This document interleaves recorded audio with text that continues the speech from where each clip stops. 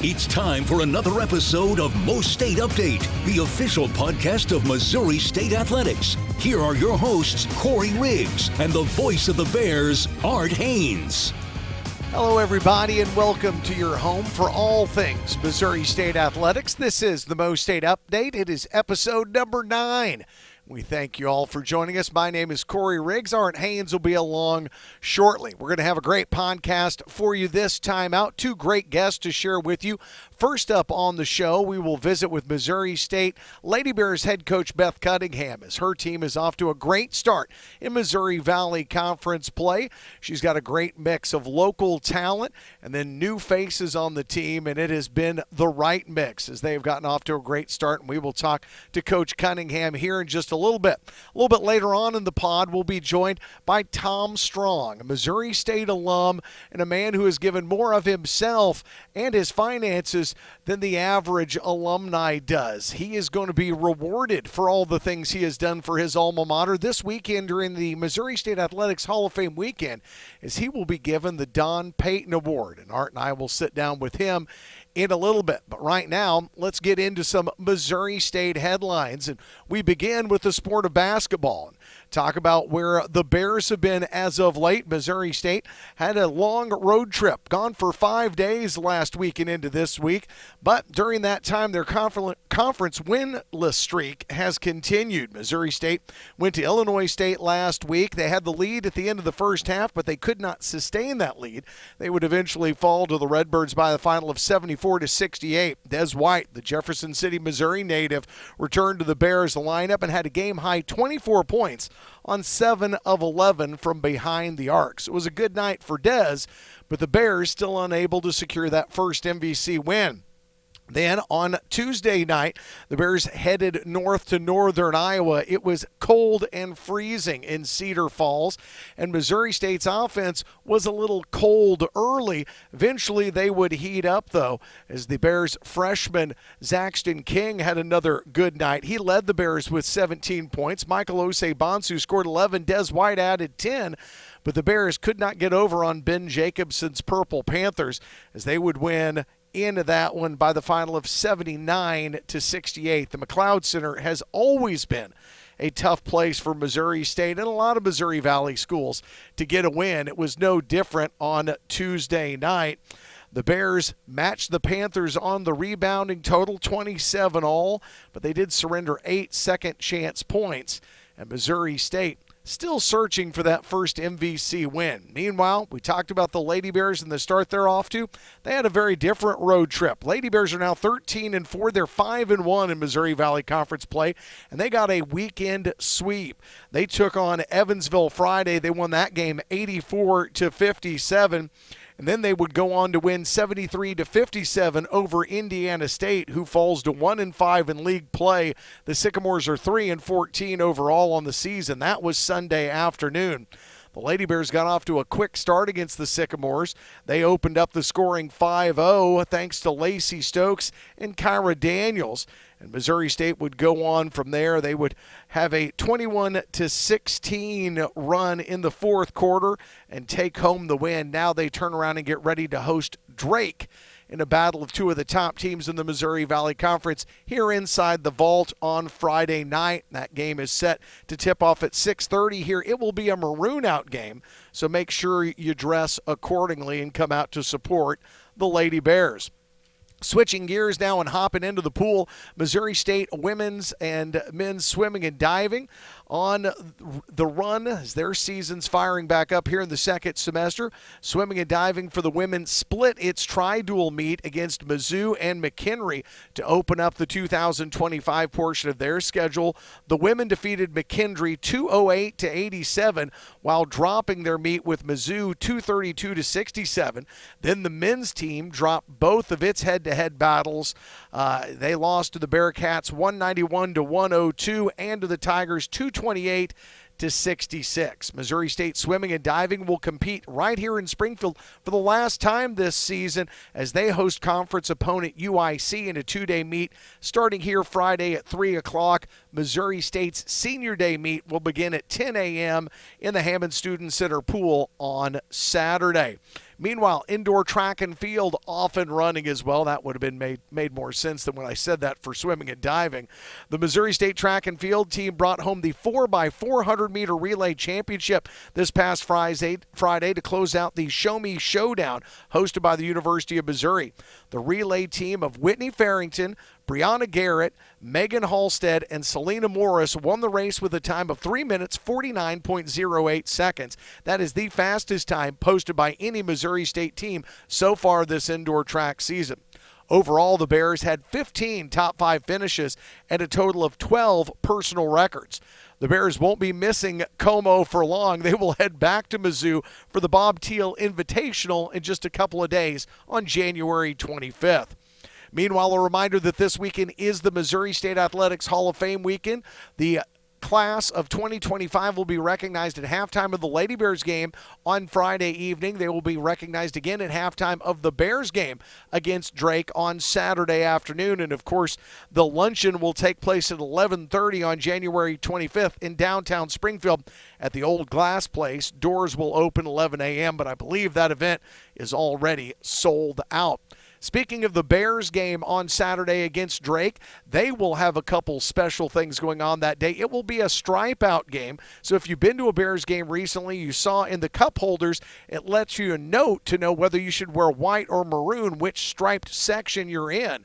On top of it being a stripe-out game, we're also going to have a very special guest. The KC mascot, KC Wolf, will once again return to Great Southern Bank Arena. He will be here to entertain fans in that conference game starting at 3 o'clock. He'll take pictures and kind of interact with Boomer and the fans, and every time KC Wolf comes to town, it's a lot of fun. That game for the Bears will also be a Kids Day game. That means kids 12 and under get in free. So should be a lot of fun. There's also select lower-level tickets that are available this weekend for as little as $10. So go online, MissouriStateBears.com/tickets to look into that. Also, if that isn't enough going on Saturday night, you can come over to the Bill Rowe Training Facility, get your ticket to be a part of Missouri State's First Pitch event, their second fundraiser of the year before the baseball Bears fire up their season on February 14th on the road down in Texas at Sam Houston. It's going to be a great night where the Bears are recognizing the very special 2015 postseason team. Obviously, head coach Joey Hawkins was a part of that team. He will be there speaking to the friends and families and alumni, but he'll be joined by Jake Berger, John Harris, Matt Hall, Tate Matheny, and more. A really good attendance by the group from 2015. They're all going to be here, and you should definitely come out and take part in that event. Of course, Keith Gutton, former pitching coach Paul Evans, and former baseball Bear Ken Brown all being inducted into the Missouri State Athletics Hall of Fame. So that's just more to celebrate in and around baseball. Women's tennis dropped their first spring duel of the season. They were down in Jonesboro last Friday. They fell 5-2 to Arkansas State, but they turned right around and get right back to it. This week, they're playing South Dakota on Thursday in a match that will begin at noon. And then on Saturday, they will go to Omaha to take on Creighton. That match scheduled to start at 3 o'clock. Finally, we want to recognize and welcome one of the newest coaches to a staff here at Missouri State, and that is our friend and former Olympian and All-American Lori Endicott Vandersnick, as she is joining Coach McRoberts and the Missouri State volleyball staff. This is an incredible hire that was announced last Friday.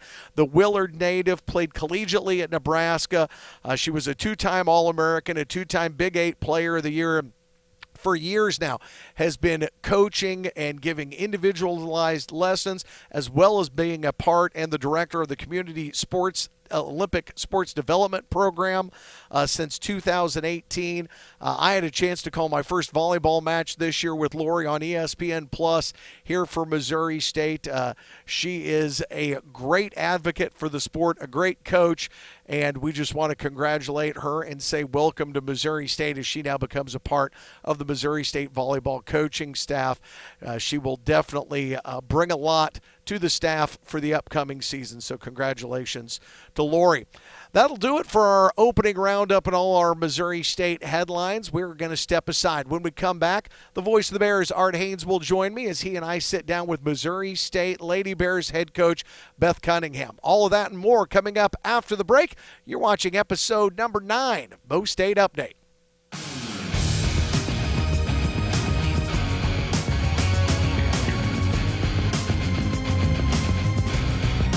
Back with you on Mo State Update. It's our pleasure to welcome to the show Lady Bear coach Beth Cunningham. Beth, y'all got it going 5-0 in the new year. Well, it's a good start. Good start. We've got a big weekend coming up. You know, as coaches, you feel like every weekend's a big weekend, but I'm glad to be back home after picking up 2 wins on the road in Indiana last week. You had the 2 home wins to start the month against Belmont and Murray State. Those have proved to be big wins.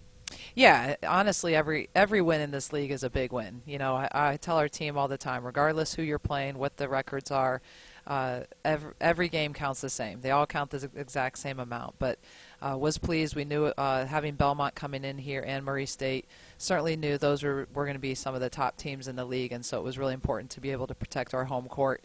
And, you know, we're able to do so. Obviously, we have to return to their place a little bit later, but one thing at a time. So. Well, and you were playing well before the new year, but like say you've won all of them since. To what do you attribute the winning streak? Honestly, I think our team's really been locked in defensively.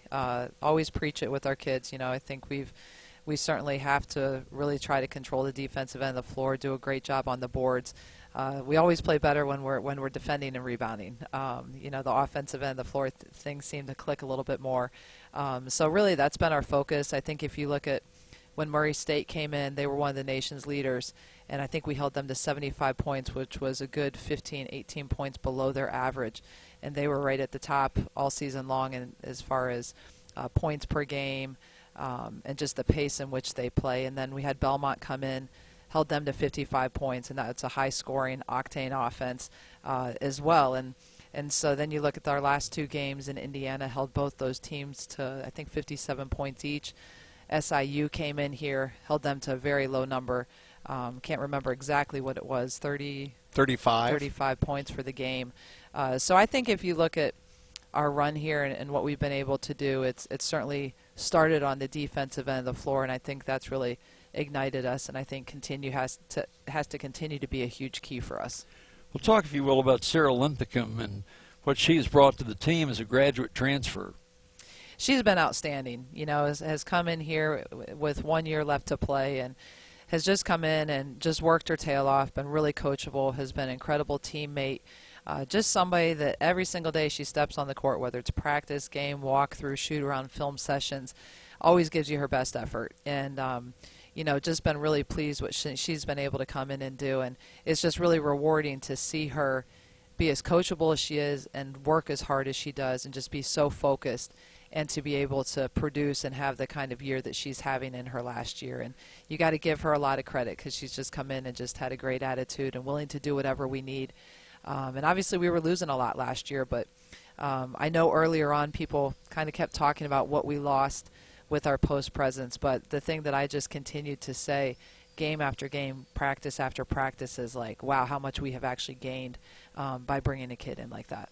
I was going to bring that up, actually, because that was an area of focus. I know that was something that the fans were talking about early on in the season because all of those names in the forward and the post spots on your roster were new names, and Sarah has obviously come in, acquitted herself extremely well, won the Valley Newcomer of the Week award once or twice now. But she's not the only post player who's been contributing a lot. Lainey Douglas has been really fun to watch as she has grown in her first year in the program as well. Yeah, no question. Both those kids have obviously been a huge key for us.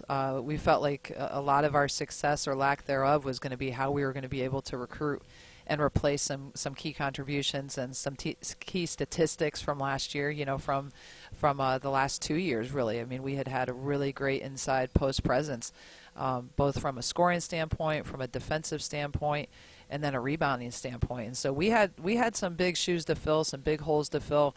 There's no sugarcoating that, but I thought our staff did a great job going out and really addressing the needs that we had there, and then filling it with a group of kids that have really contributed and have just been outstanding for us.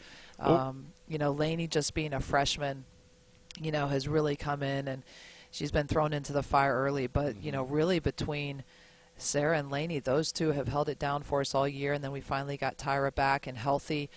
So we've been able to do some different things. But you kind of hold your breath because you don't always have a ton of depth there. But I think those kids have been outstanding for us. They've learned how to play, knock on wood, staying out of foul trouble, and have just been extremely efficient for us if you look at the numbers. And like I said, it goes back to, I think we gained a ton in the recruiting process in the spring. Well, one that doesn't have big shoes but is the engine of the team is Lacey Stokes.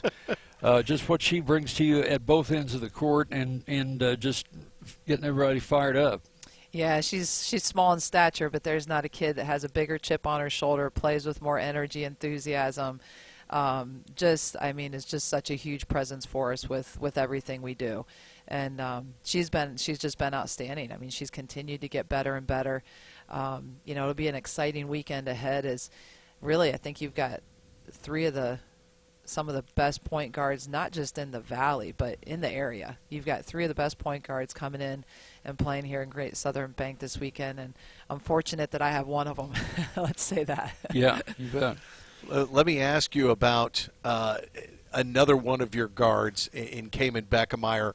Conventional wisdom, basketball pundits often talk about the biggest jump in your collegiate career is in that time between your freshman season and your sophomore season. What improvements have you seen from the former Republic Lady Tiger this year?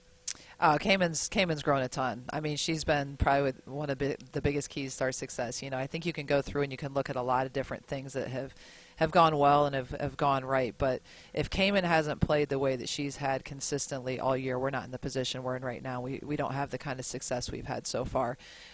She's grown a ton. I think, you look at how I kind of define her role, and she's always been a scorer. It's a kid that's always been able to put the ball in the basket. And so certainly that's a key role for us. But probably the biggest area that I've really challenged her is I always felt like she had just the physical attributes, the athleticism, the IQ, the toughness to be a great defender in our league. And so that is an area that I really challenged her with last year. And it's really grown, and if you look at when she, if Lacey's not in there or, who she's guarding, she oftentimes gets tasked with, guarding one of the other team's best players. And she's just had an incredible ball presence for us that has really helped, in addition to having Lacey, the two of them out there together with just their ball presence and what she's been able to do on the defensive end of the floor. And then the biggest area from there has been her rebounding. So, she kind of had to figure things out last year, how to figure out how to score in our system and things like that, and then challenge her with the task of really being a great defender for us. And she took that on and continued to improve. And then this year it's really been really being a presence for us on the glass. And she's been outstanding. I mean, the kids had 2 double-doubles this year, and she just has a presence about her, a nose for the ball, and it has really impacted our team. And I think she's just going to continue to get better and better. She's getting to the point now where I can tell, you could always tell when things were starting to click. Things were starting to click offensively. Things are starting to click defensively. But she's grown a ton just the course of the last year and a half, and even just the last 3-4 months. I've just seen a ton of growth from her. But it's been fun. The kids worked their tail off. She's a great teammate, very coachable, wants to be good, wants to impact us, has always dreamed of being a Lady Bear. And so it's great to see her have the opportunity that she's had to really go out and just have such a critical role and really impact winning for us with the Lady Bears. How important is that? You mentioned she always wanted to be a Lady Bear, and this program has such a tradition, and there are a lot of young girls around southwest Missouri and the state that aspire to be a part of this program. How important is that? Oh, it's awesome. I think you look at 2 of our kids right now, between Lacey and Cayman, both those kids grew up dreaming to be a Lady Bear. And we know there's certainly been a lot of talent in this southwest Missouri area, going back to, you can go pretty deep, but even, look on my staff with Kenzie with Kenzie Costas here, formerly Kenzie Williams. And, just so much talent in this area. What we've really tried to do is, if it's a kid that we think can impact us, and, we've got to keep those kids at home and coming to play for us. And so it's great for area kids to grow up and see, boys and girls, to grow up and see area kids that have walked in their shoes when they were younger, played in the field house just like they're playing, maybe played over in the Stratford field house and, had a similar path, going to our camps, things like that. It's just fun to see that, I'd like to think that there's going to be some more young kids someday growing up and coming to Missouri State to play for us. And I know coaches always, and you should, are looking to improve even when things are going well. What's the ceiling on this team? How far do you think you can go? Well, I don't really ever like putting ceilings on us, because as soon as you set those sights and you give them that ceiling, like they meet that. It's kind of like, at halftime of our game against, I believe it was Indiana State. I'm trying to think. No, sorry, it was SIU. It was SIU at home. Yeah. Halftime of the game, I said, hey, we're keeping them under 20 points for the second half.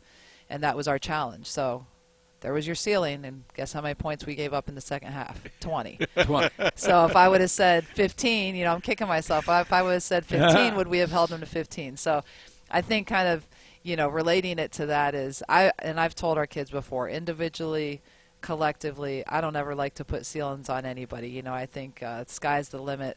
I think you can oftentimes achieve things that, if you put your head down and grind and you work hard and do things the right way, sometimes you can achieve things that you never even set your sights out to achieve. So I know that we've got a great group that works extremely hard. They're very coachable. I don't have to motivate them every day when we get in the gym to practice.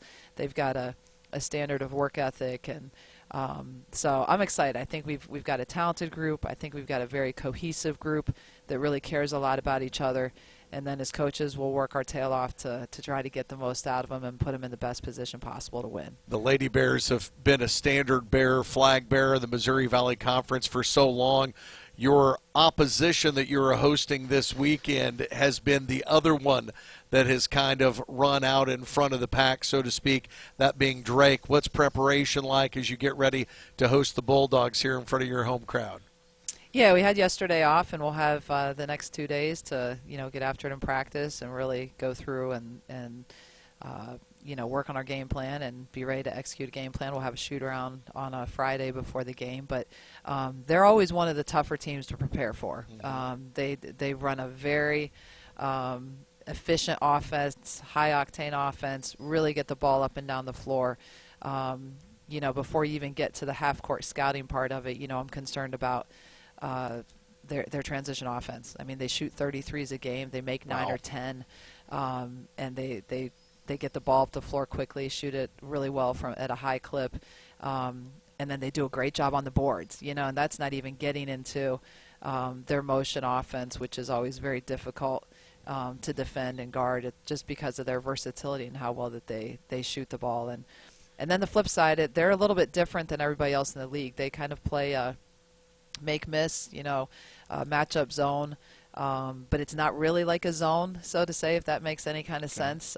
Just kind of a matchup zone that's different from what we've seen from everybody else, so far in the season. So, that's where it's good, where you've got some experienced guards coming back, because I think Lacey, for example, all of our guards are a little bit better the more times, the more opportunities you've had to play against that style. So there's a little bit more familiarity. When we played them for the first time at their place last year, really hardly any of our kids had played. And we went out and just, it kind of took us getting that game under our belt to really understand. And obviously made some huge adjustments, and I think that helped us a lot once we got to the tournament last year when we had to see them again. But, they're a different team. We're a different team. But we'll have a game plan together, and I know our kids will go out and try their best, their ability to execute it, and would love to pack it in here over the weekend on both Friday and Sunday. And there's a lot of basketball left. We're in the middle of a tough conference race. Every game is going to be impactful. We've been able to protect our home court yet again this year, and it'd be great to do so this weekend. Beth, you're doing a terrific job. Your team is fun to watch. Of Winning is fun, of course, and you've been doing that. So keep up the good work, and we appreciate your time. All right. Thank you, guys. Beth Cunningham joining us. When we come back, we're going to visit with Uber Bears supporter Tom Strong. That's next on Mo State Update.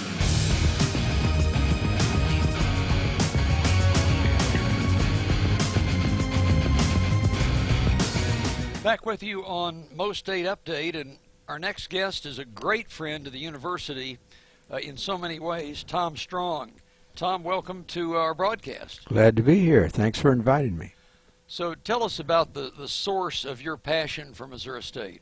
Well, I guess the source would have been in 1952. I was a senior at Missouri State University that year. We won a national NAIA championship. The University of Kansas won an NCAA championship. We played the University of Kansas to see who would represent our nation in the Olympics that year.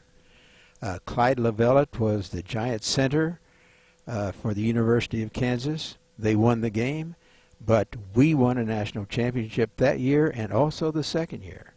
So I was hooked from the time I was a student for the past 72 years to today.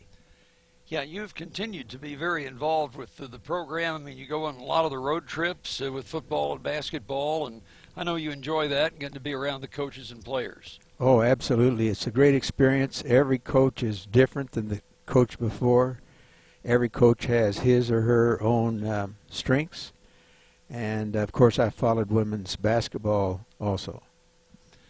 So you have been very generous to the university. I know you were instrumental in helping defray some of the cost of the move to Conference USA. Yes, that was a passion of mine, to get to the stratosphere where, on a legal standpoint, we're in the same stratosphere as Ohio State University and Alabama, all the great schools, and we're going to play University of Carolina. USC. USC. Yeah. Southern Cal. Yeah. And the then other USC. And then your school, Art. Yep. Yeah. Southern Methodist. Yeah, coming in here for the home opener next year. Yeah, it is exciting to be playing at that level, and you feel like Missouri State has the infrastructure that they'll be able to compete?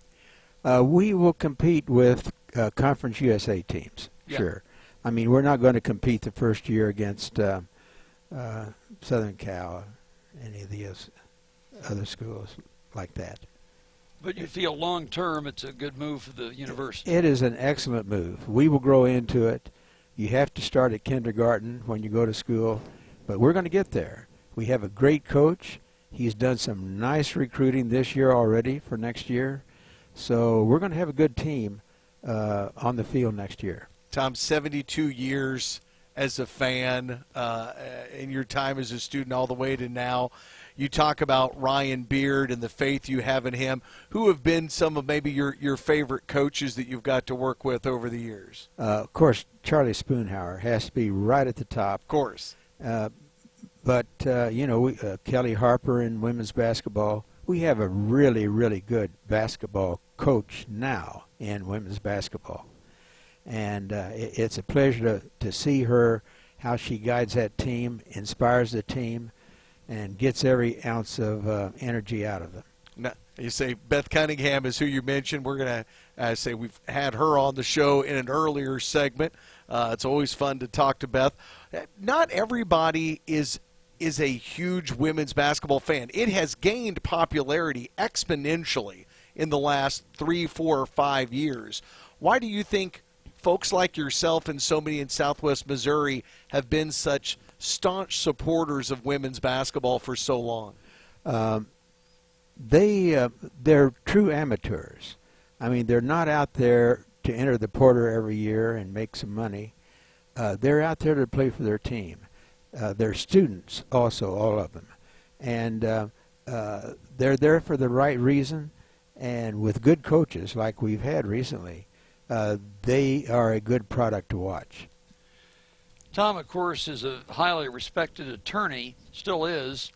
And Tom, I know you've been quietly working politically to help Missouri State as best you can. Yes, we have a bill in the legislature this year. We hope to get it passed this year. And if it does pass, it will be a great leap forward for higher education in this state.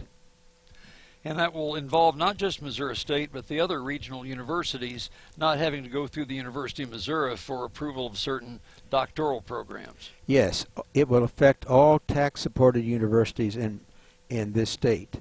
At the present time, Missouri has a monopoly. Only Missouri can issue a PhD degree. And it does so on all 4 of its campuses. On the Raleigh campus, for example, with 7,200 students, they have 15 PhD degrees in 15 different subjects. Missouri State, 3 times the size, more than 3 times the size of the Raleigh campus, is not allowed by law to offer a 1 PhD degree. It's just unconscionable.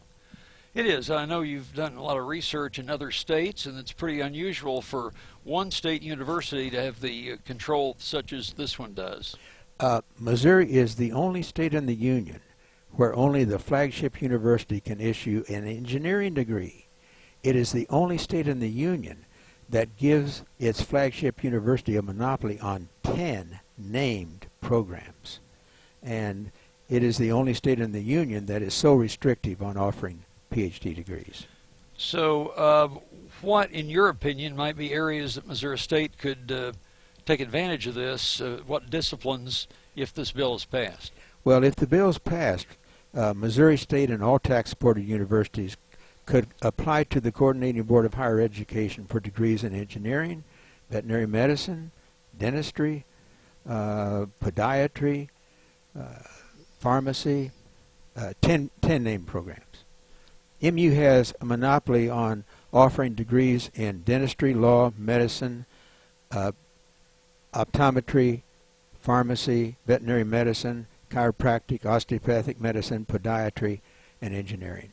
It's just unconscionable. That's a big list. And of course, maybe for those who aren't aware, is a lot of that tied to what went into getting Missouri State's name changed from then Southwest Missouri State to what it is now? Not so much. No, not that, Bill. It's a combination of history, okay, how things started out, and then normal schools, how all normal schools came about, and what their expectations were, and then came a little break when we got a name change in 2018, when the current law was passed that gave MU all of these monopolies I've just mentioned. Wow. So it's time to repeal that law. Yeah. It's also time to talk about the award you're going to get this weekend. I know you're not a braggadocious person, but a very nice honor being bestowed on you by the university, an honor that this man to my right, Mr. Haynes, has also been garnered with, and that's the Don Payton Award. What is that sort of recognition by a university that you love and support this way? What does that recognition mean to you? When I heard about that award, I thought to myself, why am I receiving this award? There are 1,000 other boosters who love this university as much as I, 1,000 boosters who feel agony with every loss and joy with every victory. Every 1,000 boosters who have supported sports in their way, just as I am supporting sports in my way. So I'm going to accept this award in their behalf. And I will be their representative. I'll be custodian of the award. But this will be an award, in my mind, for 1,000 boosters of Missouri State University. Wow. Rick Kindhart and I were speaking before the interview about the awards proceedings and how this weekend will go. And one of the things that a lot of the Hall of Fame inductees get asked is about someone who was inspirational to them in their time at Missouri State. You listed Dr. Virginia Craig. Why was that? Because she had the greatest influence on me, and she is one of the reasons why I became a successful attorney. So yeah, she was a character, but she was brilliant. And she was a great teacher and a great supporter. Well, you have seen your way through much of Missouri State history. I'd say The majority of it, in fact. The university was founded in 1905 and 1952, and I guess before that when you first enrolled. Yes, I've seen a lot. I've seen a lot of presidents of the university and a lot of coaches. Guess you've seen all the presidents, but Carrington and Hill, the first two. I think so, yes. Yeah. When you think back on it, Tom, you've got to have there's been a lot of special moments in Missouri State athletics history. Do you have one that you were front and center for that's kind of in your top three? Well, of course, perhaps my contribution that helped bring about Conference USA. That's a big one. That would be the event, yeah. Yeah. That is a big one. I don't know, you were and still are close to the recent former president, Cliff Smart. He has an office in my law office. Yes, doesn't come there often, but he has it, so he comes. So, yeah, he's a very close friend. Tom, how often are you still going in the office? Every day. Really? Yeah. Wow. And you were how old? 93. Yeah. Thanks, Art. Hey, a few years ago, I know you went to a football camp and were out fielding punts. Out trying to field. That is a skill that most people don't realize how difficult it is. Wow. No, I had no chance. Well, Tom, you are a great example of someone who puts their resources and their passion behind their words on behalf of the university. So we thank you for all that you have done and continue to do. This university has been so influential in 3 generations. My mother's generation, my kids' generation. What the university has given to me is priceless. I could never repay this university for what it has done for me and my family. We appreciate your time and congratulations on the Don Payton Award. Thank you very much. Tom Strong joining us. When we come back, we'll wrap it up on this week's edition of MoState Update.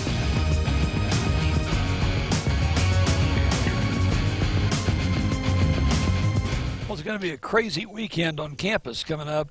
The swimming team, swimming and diving, will host Illinois Chicago 3 o'clock Friday and 10 a.m. Saturday in a 2-day event. It's going to be their senior day, their last home meet of the season.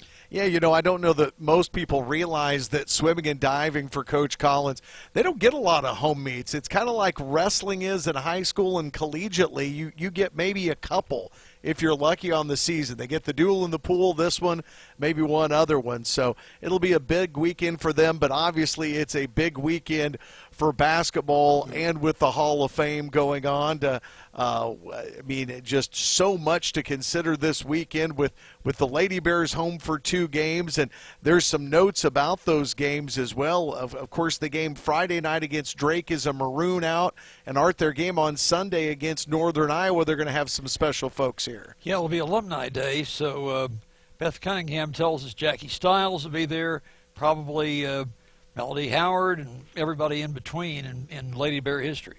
Yeah, no, it should be great. They always come out in mass for that day. It's also going to be Republic Day, which means groups and organizations out in Republic have a special ticket price to come and see one of their all-time greats in Cayman Beckemeyer. Obviously, Cayman, when she graduated from Republic, not only was the Lady Tigers all-time leading scorer, but she was the leading scorer in school history, boys and girls.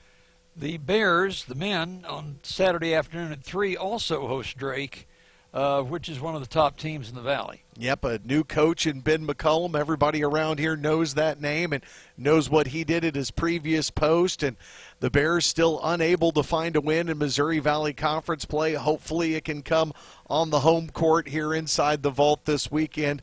I think we all could use one. No doubt. And, of course, it's Hall of Fame weekend, the Missouri State Athletics Hall of Fame. The ceremony will be at 11:30 Saturday morning at Old Glass Place. And then those Hall of Famers will be recognized both Friday night at the Lady Bear game and Saturday afternoon at the Bears game. And it's just maybe the biggest class that the Hall of Fame has ever inducted. So many great names. Obviously, get out and support Tom Strong because no one has supported this university. I know he deflected when we talked to him and said there's hundreds, thousands of fans like him, but there are very few fans that have been as generous with their time and their resources as Tom, and he is very deserving of the honor that he's getting this weekend. He indeed is. He's at the top of the list. So Hall of Fame inductees, of course, we've been having some of them on the show, but Keith Gutton and Holly Hesse, John Leamy and Rob Brewer, they're all recently retired after many years of successful service. Paul Evans was Keith's pitching coach for a long time. He'll be inducted as well. Beth Perrine and Sue Frederick were longtime softball assistants at Holly. And then you talk about the field hockey team as well, Right. being the group that's going in. Dr. Rhonda Reidinger's team in the 70s, of course, they won a national championship, AIW, in 78. That was the precursor of NCAA women's athletics. NCAA didn't sponsor women's athletics until the early 80s. Yeah, it kind of took them a little time to come around, but eventually they did. So all of that going on, everybody being recognized. Of course, we want to remind you every Monday night, the rest of the basketball season, you can come out to Big Shots Golf, join Tom Ladd and Beth Cunningham, join Art and I along with Conzo Martin as we bring you an hour of Bears and Lady Bears basketball. The ladies have the first half hour from 7 to 7:30, and of course, Coach Martin and the Bears will have the 7:30 to 8 o'clock portion there at Big Shots Golf. Good food and a lot of good basketball talk. Those also, of course, air on AM 560 and FM 93.3 KWTO and the Varsity Network app. All right. Well, I hope you're ready, man. Going to be a busy weekend. It is huge. Well, our thanks to Beth Cunningham and Tom Strong for being our guests. Most of all, to you for joining us on this week's edition of Mo State Update. So long.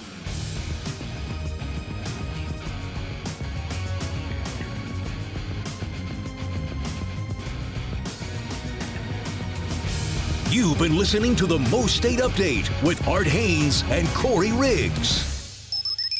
The preceding has been a Learfield presentation on the Missouri State Sports Network.